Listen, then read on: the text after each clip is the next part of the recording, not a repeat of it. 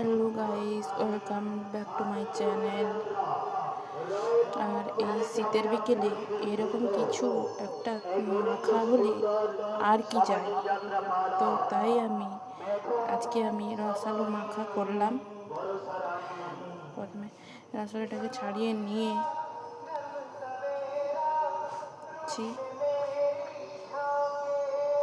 জলে দিয়ে ভালো করে ধুয়ে নেব।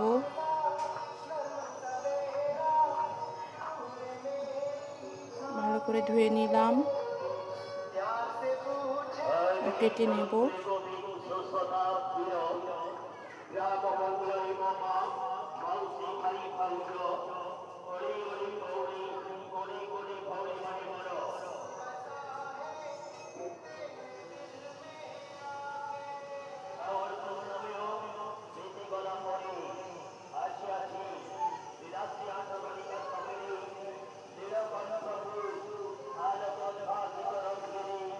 এবার সব কটা কেটে নিয়েছি।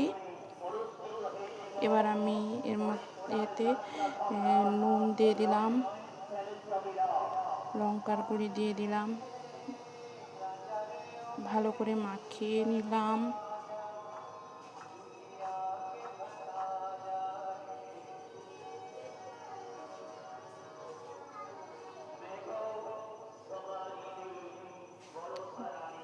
এবার আমি খেয়ে নিলাম, খুব ভালো হয়েছিল।